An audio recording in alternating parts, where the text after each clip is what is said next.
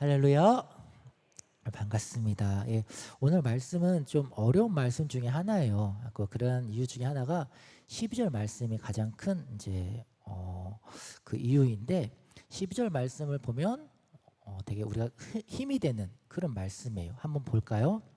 영접하는 자, 곧 그의 이름을 믿는 자들에게는 하나님의 자녀가 되는 권세를 주셨으니, 이 말씀 우리가 다 사랑하고 또 우리가 즐겨 선포하는 말씀입니다. 근데 이 말씀 때문에 9절에서 13절까지 그 말씀을 오해하기에 딱 좋게 된다라는 것이죠. 그러니까 다시 말씀드리자면은 우리가 구원이 갖는 그 깊이와 구원이 갖고 있는 그 의미에 대해서 다 인식하지 못하고 있다라는 점. 그러니까 구원이 주는 되게 풍족한 은혜가 있는데 그것을 다 누리지 못하게 되는 그런 오해가 저 12절을 통해서 우리가 그렇게 이해를 한다라는 것입니다. 그래서 어떤 내용인가 그걸 이제 우리가 좀 말씀을 통해서 풀어가고자 하는데요. 예수님을 믿는 사람들 중에 우리가 흔히 잘 착각하고 있는 게 뭐냐면, 왜 당연한 말씀을 저 사람들은 믿지를 못할까 하는 그 부분이에요. 예수님에 대해서 전파를 하고 우리가 전도를 합니다. 흔히 이제 예수님 믿으면 축복을 받습니다. 예수님을 믿으면은 영생을 얻습니다. 하면서 또 신앙생활 할 때도 믿는 자들끼리는 우리가 예수님을 심차게 믿으면 신앙생활 가운데 힘을 낼 수가 있어 하면서 우리가 이렇게 많이 권면을 합니다. 그런데 이러한 우리가 요청하는 이런 방식을 보면은 성경에서 말하고 있는 그런 내용과는 좀 약간 안 맞는다라는 게 좀 느껴진다는 거죠. 다시 한번 우리 그럼 9절에서 10절 말씀 한번 좀 봐볼까요? 우리 9절과 10절입니다. 시작. 참빛 곧 세상에 와서 각 사람에게 비추는 빛이 있었나니 그가 세상에 계셨으며 세상은 그로 말미암아 지은 바 되었으되 세상이 그를 알지 못하였고. 그러니까 빛이 왔대요. 이 빛이 누구죠? 맞습니다. 예수님이십니다. 예수님이 오셨대요. 근데 그걸 안돼요, 모른대요? 모른대요. 세상에 왔고 세상을 창조하신 창조주가 왔는데도 피조물들이 그를 알아보지 못한대요. 11절 말씀을 보니까는 자기 땅에 오매 자기 백성들이 영접하지 아니하였다라고 말씀하고 있어요. 하나님이시고 창조주이시고 그분이 자기의 나라 자기의 땅에 왔는데 그분들의 백성이 자신의 왕을 영접하지 않았다라는 거예요. 왜? 모르니까. 그래서 우리 앞에 있는 이 세 가지의 이런 성경의 지적들이 있는데, 근데 우리가 이 말씀을 어떻게 이해를 하냐면 그래서 잘못했다라는 거예요. 우리가 성경 이 말씀을 어떻게 풀이하냐면 창조주가 오셨고 생명 대신 빛이 대신 예수님이 오셨는데 몰라, 못 알아봤어. 그래서 잘못됐다, 이렇게 우리가 이해를 한다는 것이죠. 빛이 왔는데 빛을 알아보지 못해. 얼마나 바보스러운 모습입니까? 하나님이 오셨는데 하나님을 몰라봐. 얼마나 미련한 모습입니까? 오히려 그를 십자가에 못 박아 매달리기까지 하는 그 모습이 정말로 왜 이럴까? 라고 하면서 이해가 안 된다는 것이죠. 왜 그럴까요? 나는 믿었기 때문에 그렇습니다. 나는 안 믿는 자가 아니라 나는 믿는 자이기 때문에 그래서 이해가 안 간다는 것입니다. 그래서 12절 말씀과 비교를 하고 있다는 것이죠. 이렇게 우리는 비교하는 습관이 되게 좀 익숙해져 있어서 9절에서부터 13절까지 내용에 있는 부분에 있어서 되게 혼돈하는 부분이 생긴다는 것입니다. 우리 이 본문의 말씀에 그럼 결론이 어떤 부분이냐? 붙잡아야 될 핵심, 이 말씀을 풀이하는 말씀이 어디냐? 그게 바로 13절입니다. 우리 함께 말씀 볼까요? 시작. 이는 혈통으로나 육적으로나 사람의 뜻으로 나지 아니하고 오직 하나님께로서 난 자들이라.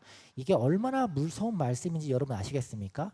그러니까 12절에 하나님을 믿는 자, 예수님을 믿는 자, 그 예수님 영접한 자들은 하나님의 자녀가 되는 권세를 주셨는데 이것은 어떻게 돼서 그렇게 된 것이냐? 바로 13절 말씀이라는 것입니다. 어떻게 됐다고요? 혈통으로나 육적으로나 사람의 뜻으로. 여기서 사람이라고 하는 것은 나를 포함하는 걸까요? 아니면 나는 제외가 되는 걸까요? 나도 사람이죠.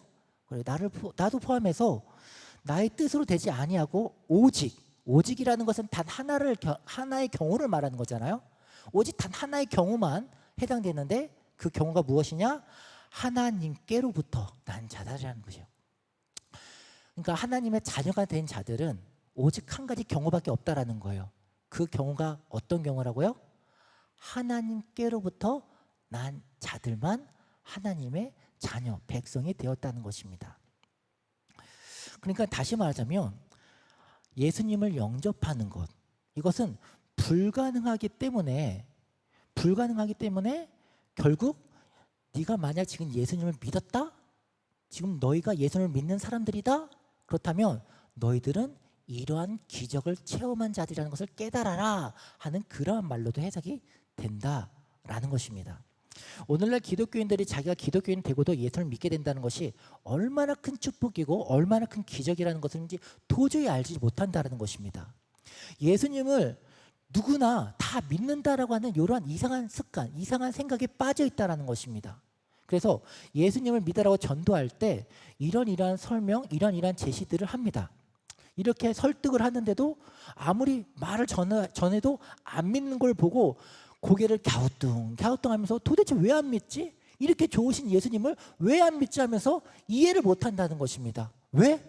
나는 믿는 자이기 때문에 그들이 안 믿는 거에 대해서 도저히 이해를 못한다는 것이죠. 근데 성경을 천천히 한번 읽어보세요. 성경에서는 그게 당연하다고 말하는 것입니다.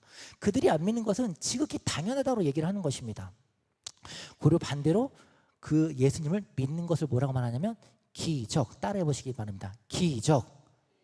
여러분과 내가 예수님을 믿어요? 그걸 이걸 뭐라고 말한다고요? 기적. 그렇다는 것이죠. 우리가 이러한 부분들에 대해서 다시 한번 요한복음 13절 말씀, 예수님을 영접하는 자들을 어떻게 표현하는지 다시 한번 보겠습니다. 시작. 이는 혈통으로나 육적으로나 사람의 뜻으로 나지 아니하고 오직 하나님께로부터 난 자들이라. 아멘. 이 13절의 이 말씀이 바로 저는 복음의 되게 중요한 하나의 맥을 잡고 있다고 보여져요. 우리에게 은혜와 또 축복과 기적을 다 포용할 수 있는 그 구절이 바로 이 구절이라고 생각되어지는 자리입니다. 여러분의 신앙생활 가운데 많이 가장 흔들리는 것이 바로 무엇입니까? 아마도 제2의 축복, 제3의 축복으로 연결되지 않는 부분 가운데서 오는 신앙의 그런 이제 고민들이랄 생각되어집니다.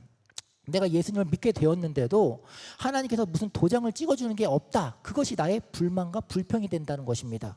내가 예수님을 딱 믿으면 이마에 뭐 십자가 마크가 생긴다거나 아니면 이제 목사님께서 딱 설교를 하실 때 목사님 뒤에 무지개가 딱 뜬다거나 하는 그러한 체험들, 그러한 이제 간증들이 계속 나타나지 않는다는 것이 신앙생활 가운데 이제 믿음이 흔들리게 되고 막 이렇게 좀 많이 좀 불평도 흘러가게 되고 그렇게 계속 신앙생활 가운데 에너지를 소모해가는 그런 모습으로 흘러간다는 것입니다. 그런데 성경에서 내용을 우리가 좀 살펴보다 보면은 하나님의 자녀들의 특권 또는 하나님의 어떤 사랑과 확신, 성도들의 어떤 축복의 기초가 되는 그 모든 것들은 단 한 가지 내용으로 기결될 수 있습니다. 다시 말씀드리자면 내가 예수님을 믿게 되었다라는 것, 이거 한 가지 이 사실만으로도 모든 성도들은, 초대교회 모든 성도들은 그것만 하느라도 모든 것이 됐다. 그러니까 우리가 흔히 말하는 오직 예수님만으로도 나는 모든 것이 만족합니다. 내가 예수님만으로 나는 충분합니다. 하는 그런 고백들이 있었다라는 것입니다. 내가 세상 가운데 무시를 당하고 세상 가운데 오히려 버림받아지고 세상 가운데 낮은 자가 되인다 한달지라도 내 안에 계신 예수 그리스도로 말미암아 나는 충분합니다. 나는 기쁩니다. 나는 찬양합니다. 그러한 신앙의 고백들이 초대교회에 있었다는 것입니다.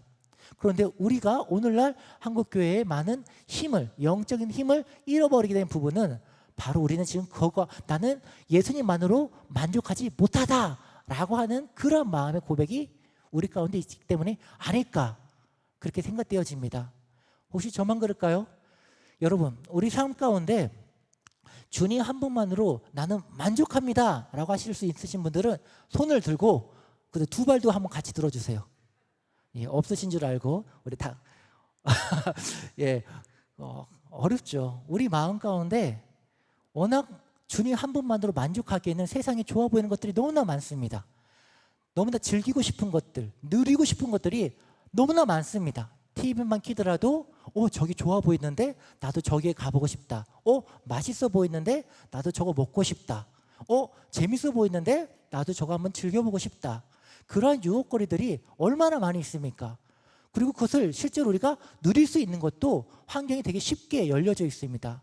주머니에 돈만 있으면 얼마든지 우리는 그 모든 것들을 누릴 수 있는 사회 가운데 놓여져 있습니다. 다시 말하자면 우리가 믿음을 오직 예수 한 분만으로 집중하기에는 이 세상이 더 정확히 말하면 우리 한국 사회가 어렵다라는 것입니다. 힘들다라는 것입니다. 오직 주님 한 분만으로 바라보면서 살기에는 이 세상이 너무 좋아 보이는 것들이 많다라는 것입니다. 그렇기 때문에 우리 신앙생활 가운데 어떻게 되었습니까? 타협하기 시작했습니다. 예수님 사랑합니다. 하나님 사랑합니다. 성령님 사랑합니다. 그리고 세상도 이만큼 사랑할 테니까는 이만큼은 허락해 주세요. 그게 우리의 모습이라는 것이죠. 어디서부터 틀렸을까요? 결국은 이 모든 것들은 생각해보고 고민해보고 제가 내린 결론은 이렇습니다. 예수님을 믿는다라는 것, 우리가 예수님을 믿는다라는 것, 저와 여러분이 예수님을 믿는다라는 것, 그것이 바로 어디서부터 출발이 해왔는지, 이것이 얼마나 큰 기적인지 이거에 대해서 우리가 놓쳤다라는 것, 거기서부터 출발된 것이 아닐까 생각되어집니다. 그래서 예수님을 믿는다는 것은 다시 언급드리지만은 아무나 믿는 것이 아닙니다. 아무나 할 수 있는 것이 아닙니다. 정말 불가능한 것입니다. 정말 기적 중에 기적인 것입니다. 죽은 자가 살아나는 것을 본 적이 있으십니까? 물론 가끔 뉴스에 몇 년마다 한 번씩 죽은 자가 살아나는 그런 기사들이 간간히 나오기도 합니다. 그런데 3일 만에 죽은 자가 다시 살아난 그 사건, 그 예수님의 그 사건, 그것을 믿는 사람 보면은 아직도 전 세계 3분의 2는 믿지가 않습니다. 어떻게 그럴 수가 있어? 안 믿어집니다. 그런데 우리들은 그것을 믿습니다. 심지어 교수라고 하는 사람들도, 심지어 과학자라고 하는 사람들조차도 죽은 지 3일 만에 예수님이 부활하셨어 라는 것을 믿습니다. 이게 얼마나 얼토당치도 않는 이야기입니까? 그런데 그걸 믿습니다. 이게 무슨 말입니까? 우리 안에 기적이 일어났다는 것입니다. 기적이 일어나지 않고서는 이것이 절대로 믿어질 수가 없는 하나님의 놀라운 사랑인 것입니다. 우리는 그것을 믿는다는 것은 다른 말로 하면 나는 하나님의 사랑을 입은 자라는 것입니다. 내가 하나님의 사랑을, 하나님의 관심을 지금 받고 있는 자라는 것입니다. 그런데 우리는 삶 가운데 그런 것을 누리지 못하고 있습니다. 하나님이 나를 사랑하세요? 그럼 사랑한다면 증거를 보여주세요. 제가 이렇게 기도를 하는데, 이렇게 새벽 예배를 드리는데, 내가 이렇게 예배를 가운데 드리는데, 내가 헌신을 하는데 왜 하나님 내 기도는 들어주지 않습니까? 왜 내 가정을 하나님 회복시켜주지 않습니까? 왜 내 자녀의 길을 하나님 열어주지 않습니까? 아니요. 내가 예수님을 믿는다는 것 그 자체만으로도 이미 충분한 기적입니다. 이미 그것만으로도 내가 충분히 하나님의 사랑을 받고 있다는 것으로 충분합니다. 하나님의 대답은 그것만으로 충분합니다. 13절 말씀 다시 한번 보겠습니다. 함께 보여 시작. 이는 혈통으로나 육정으로나 사람의 뜻으로 나지 아니하고 오직 하나님께로부터 난 자들이라. 오직 하나님께로부터 난 자가 바로 저와 여러분입니다. 믿으십니까? 이걸 꼭 믿으시기 바랍니다. 예수님을 믿는다라는 것은 정말로 놀라운 기적입니다. 우리 마태복음 20장 28절 말씀도 함께 보겠습니다. 시작. 인자가 온 것은 섬김을 받으러 온 것이 아니라 도리어 섬기려 하고 자기 목숨을 많은 사람의 대성물로 주려 함이라. 예수님의 말씀이시죠. 예수님께서 섬김을 받으러 온 게 아니라 섬기려 오셨대요. 자기 몸을 대성물로 주려고 오셨대요. 이게 엄청난 일인데 왜 엄청난 일인지 아십니까? 우리가 이 말씀을 보면은 하나님의 사랑에 대해서, 하나님의 희생에 대해서, 그 놀라운 그 사랑과 희생에 대해서 집중하다 보니까 우리가 예수를 믿게 된 것이 얼마나 큰 기적인지에 대해서 망각하게 된다는 것입니다. 예수님은 빛이십니다. 요한복음 표현대로 예수님은 빛이십니다. 근데 빛이 비쳤음에도 불구하고 빛을 깨닫지 못하는 이들이 등장하게 되어집니다. 근데 이 빛이 그들 가운데 오셨는데 빛이 오신 그 빛이 그들을 깨닫지 못하는 그들을 저주하고 심판하러 온 것이 아닙니다. 빛을 비추었는데도 불구하고 너희들은 나를 몰라본다 이렇게 이야기하지 않습니다. 우리를 만드셨으나 우리를 지으셨으나 그 지음받은 피조물들이 하나님을 알아보지 못한다 하면서 책망하지 않습니다. 꾸짖지 않습니다. 심판하지 않습니다. 왜냐? 이미 그런 줄 알고 오셨기 때문에 그렇습니다. 그래서 예수님께서 섬기러 온 게 아니라, 섬김을 받으러 온 게 아니라 섬기러 오셨다라는 것입니다. 왜? 우리가 그런 존재라는 걸 아니까. 빛이 짠 등장했으면 오, 빛이 오셨구나. 창조주가 딱 오셨으면 오, 창조주가 오셨구나. 왕이 딱 오셨으면 왕이 오셨구나. 그렇게 인지할 수 있는 존재가 아니라는 것을 너무나도 하나님이 잘 알고 계셨기 때문에 그래서 섬기러 오셨습니다. 우리는 그런 자라는 것입니다. 장님인 것과 우리가 영적으로 죽은 것과 멸망의 자녀인 것을 알고 오셨습니다. 주께서 너무나 저 잘 알고 오셨습니다. 그래서 그분의 죽으심으로 말미암아 우리가 고침을 받게 되었습니다. 성도들이, 저와 여러분이 예수님을 믿는다는 것은 바로 이런 기적들이 일어났다는 것입니다. 예수님을 믿는다는 것은 어떤 좋은 조건을 제시해 놓고 출발하는 그런 것이 아니라는 것입니다. 그러니까 우리 전도를 하다 보면은 이런 얘기를 하잖아요. 이렇게 만약에 누구나 다 이렇게 죽게 되는데 죽고 나면 지옥이 있습니다. 근데 만약 당신이 지금 예수를 믿으면 죽고 난 후에 믿으면 영원한 생명이 있는 것이고, 만약에 죽고 난 후에 진짜 아무것도 없었다라고 한다면 그러면 죽고 나면 아무것도 없으니까 손해볼 게 없지 않습니까? 그러니까 당장 지금 예수를 믿는 게 손해보지 않으니까 예수님 믿으십시오 얘기합니다. 합리적인 생각이죠. 그런다고 믿습니까? 안 믿어요. 5초 후에 죽는 사람한테 얘기를 합니다. 5초 후에, 당신은 5초 후에 죽을 겁니다. 5초 후에 죽을 거니까 당장 예수님을 믿어야 됩니다. 예수님을 믿으면 당신은 천국 갈 수 있습니다. 당신은 분명 5초 후에 죽습니다. 그러니까 예수님 믿으세요. 믿습니까? 안 믿어요. 1초 후에 죽을 사람한테도 1초 후에 당신은 죽습니다. 그러니까 당장 예수님을 믿어야 됩니다. 믿습니까? 안 믿어요.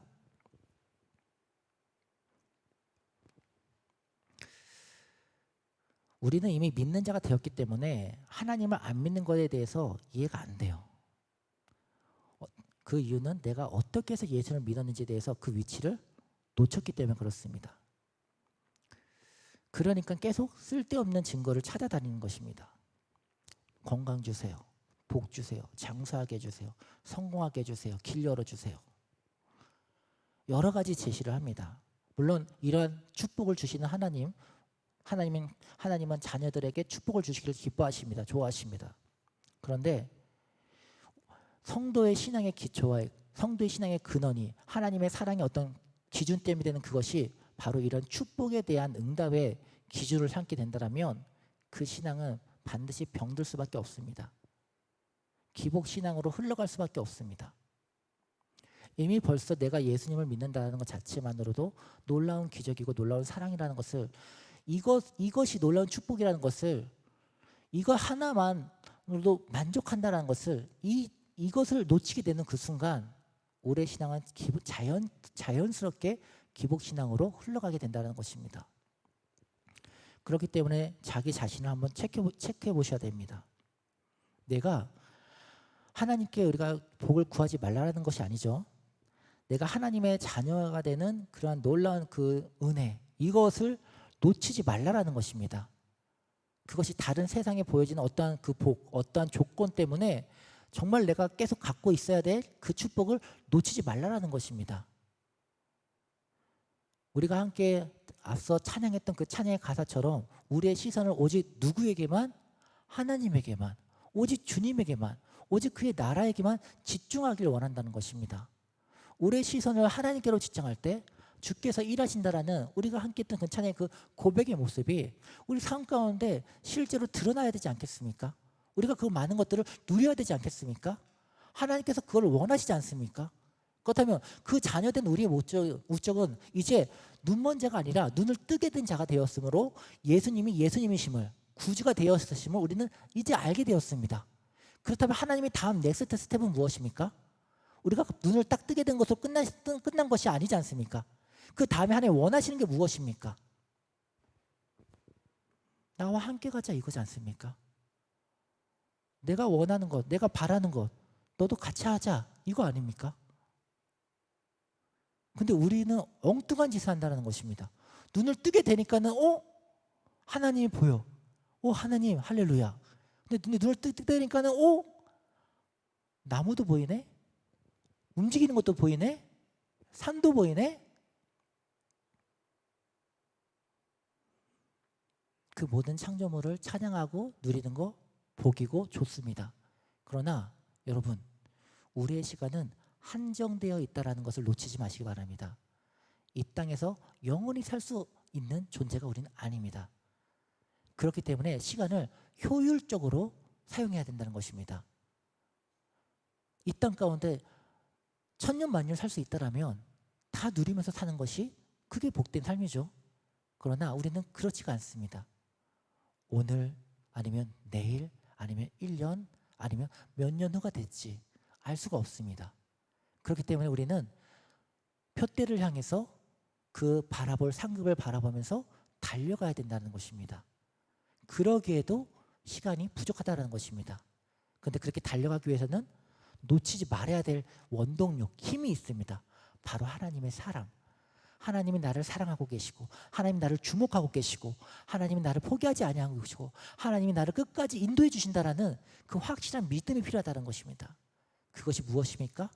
내가 예수를 믿었다라는 그 자체, 그 자체만으로도 이미 우리는 충분한 하나님의 음성이, 증거가 내 안에 새겨져 있다는 것입니다.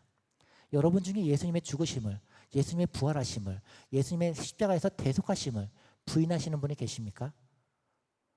없으실 것입니다.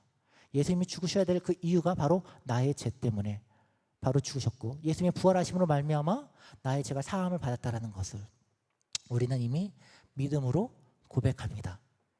그 믿음이 여러분에게서 나온 거라고 생각하십니까? 아니요. 이는 혈통으로나 혈육으로나 사람의 생각으로 난 것이 아니라 오직 하나님에게서부터 난 것이다라는 이 말씀을 여러분이 놓치지 말기 바랍니다. 그것이 여러분의 삶 가운데 붙잡고 결코 마귀한테 빼앗기지 말아야 될 여러분의 영적인 전투의 거미십니다.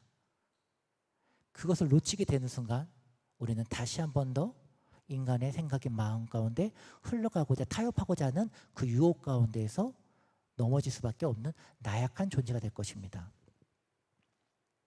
구약의 전체 메시지가 무엇인지 아십니까? 이스라엘의 의미가 무엇인지 아십니까? 왜 하나님께서는 이스라엘 백성들을 특별히 선민으로 택하신지 아십니까? 이스라엘에 갖는 상징성이 무엇입니까? 물론 신자라고 하는 그런 상징만으로 우리가 쉽게 이렇게 알고 계시지만 더 폭넓은 그 이유는 죄인된 인류를 상징하는 것이 바로 이스라엘입니다. 이스라엘에 대해서 우리가 다 함께 보면 좋겠는데 이사야서 1장 우리 2절에서 17절 말씀까지 다 보면 좋겠지만 우리 시간상 3절 말씀을 먼저 봐볼게요. 3절 말씀을 봅니다. 시작. 소는 그 인자를 알고 나귀는 주인의 구유를 알건만은 이스라엘은 알지 못하고 나의 백성은 나를 모르는도다. 네, 지금 이스라엘 백성에게 지금 하나님 말씀하는 거예요. 하나님의 이스라엘 백성 이제 소로 표현을 했는데, 이스라엘 백성과 소에 대해서 얘기를 하는데 지금 소는 자기 주인에 대해서 안돼요. 근데 이스라엘 백성은 자기 주인에 대해서 안다고요? 모른다고요? 모른다는 거예요. 우리가 요한복음 1장 9절에서 우리 11절 말씀에서 우리가 함께 보았는데 그 말씀처럼 하나님이 빛이 이 땅에 오셨는데 안다 모른다? 모른다고요. 똑같은 말이죠. 이스라엘 백성도 그렇다라는 것입니다. 인간은 하나님께서 기적을 많이 베풀면 그거에 대해서 이제 뭔가 좀 성장하고 성숙하고 그렇게 이렇게 기대를 하지만 실상 그렇지 않습니다. 하나님께서 많은 기적을 베풀고 일일이 간섭하시고 또 어떤 것들은 더 많은 것들을 베푼다고 해서 인간은 나아지지 않습니다. 인간의 근본적인 그 부분은 하나님께 완벽한 아예 새로운 창조가 일어나지 않는 이상은 다시 한 번 더 다이어트 요요 형상처럼 되돌아갈 뿐입니다. 이런 모습들이 잘 보여주는 게 무엇입니까? 이스라엘 백성들이 10가지 기적을 체험하고 나서 광야에서 하나님을 매일매일 찬양했습니까? 아니요. 매일매일 불평했습니다. 이렇군 저렇군 맨날 불평했습니다. 매일매일 불기둥과 구름기둥으로 하나님의 인도해 주심을 보면서도 그 가운데 나타나는 것은 물이 없네, 물이 쓰네, 고기 먹고 싶는데 고기가 없네, 이렇게 항상 불평하는 존재가 우리라고요. 죄인된 인간의 모습을 보여주는 케이스가 이스라엘이라고요. 저와 여러분이라고요. 근데 이렇게 완벽하게 멸망할 이런 망할 인간을 하나님의 놀라운 사랑으로 고쳐주셨다고요. 예수님께서 십자가의 죽으심으로 고쳐주셨다고요. 그 결과 예수님을 믿게 되었다고요. 이게 얼마나 큰 사랑이고 얼마나 큰 은혜이고 얼마나 큰 축복입니까? 근데 우리는 여기에서 은혜를 찾는 것이 아니라 다른 무언가에서 찾고자 하는 이상한 모습들이 생겼다는 것이죠. 이사야서 1장 10절 말씀 한번 좀 볼까요? 함께 봅니다. 시작.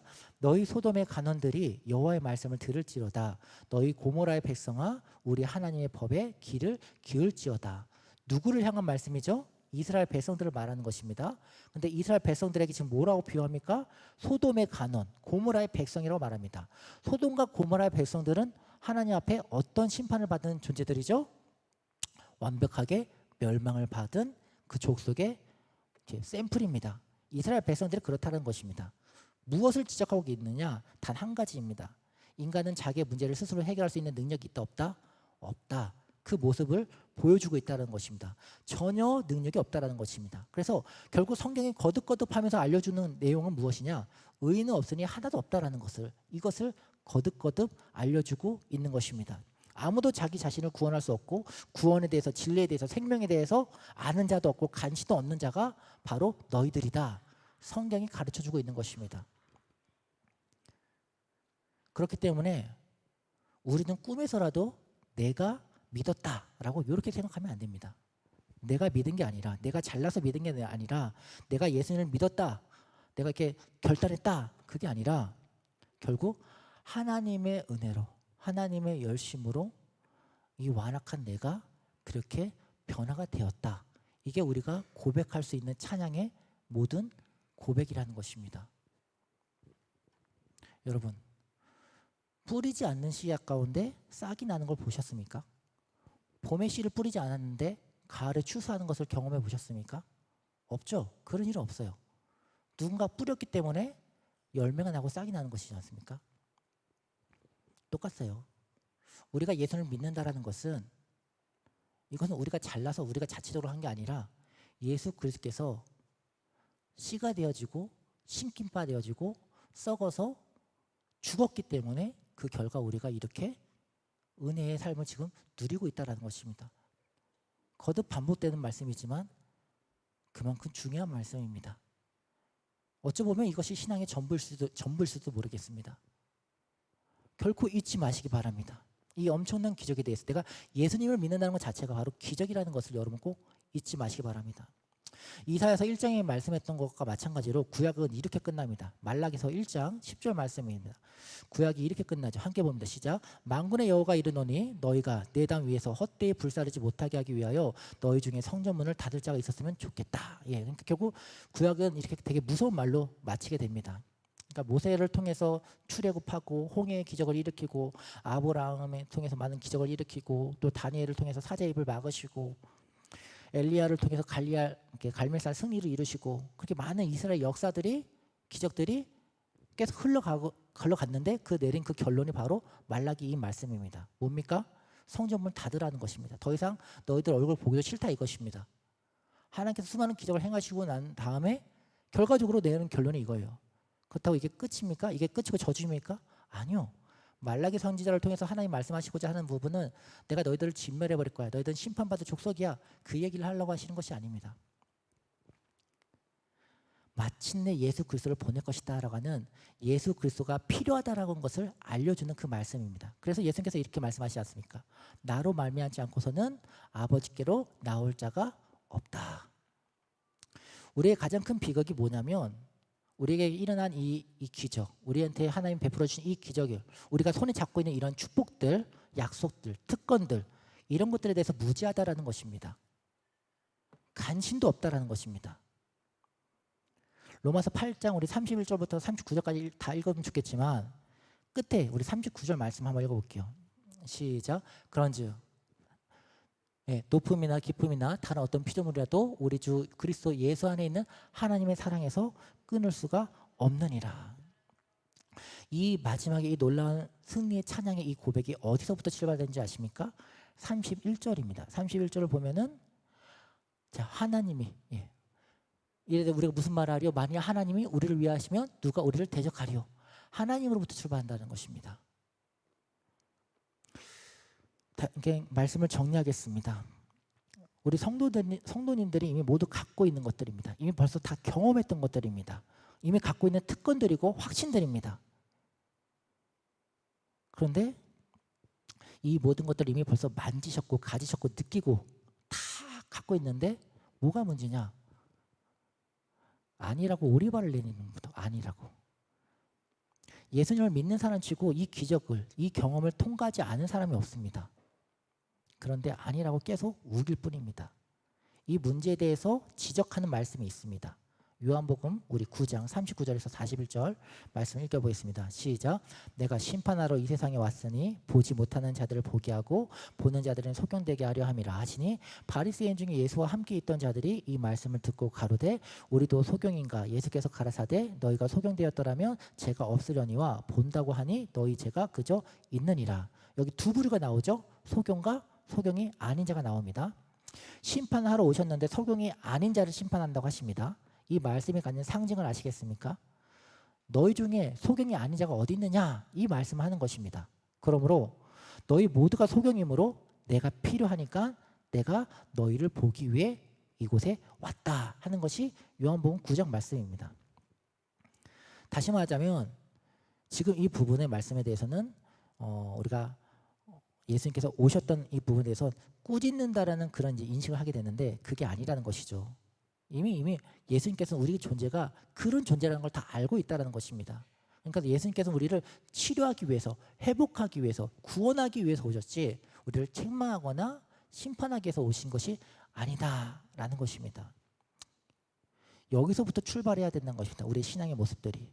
그러므로 우리가 얼마나 큰 축복을 받고 큰 기적 가운데, 은혜 가운데 있는지 이것을 놓치지 말길 바란다는 것입니다.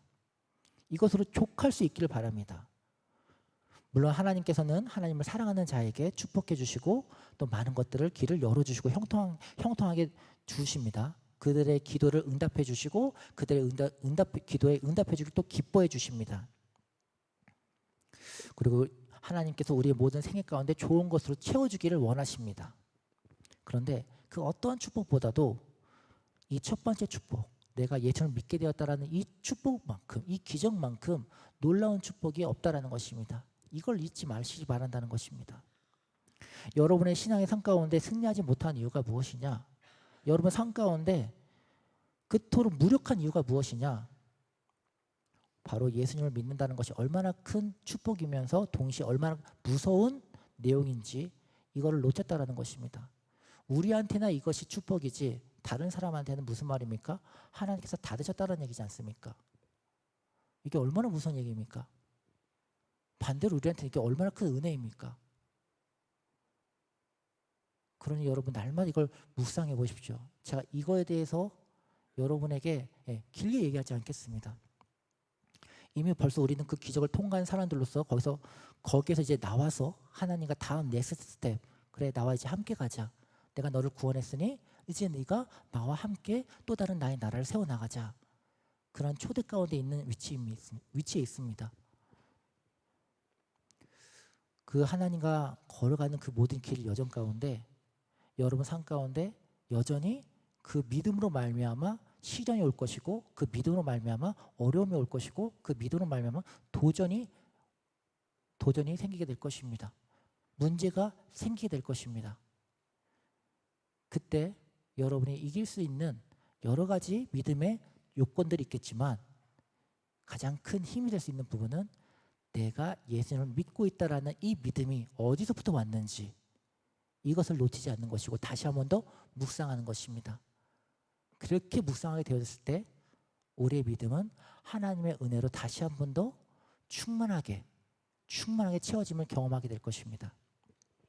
우리가 그런 것들을 우리가 함께 다시 한 번 더 소명하면서 이 시간 우리가 찬양한 후에 함께 기도하길 원합니다.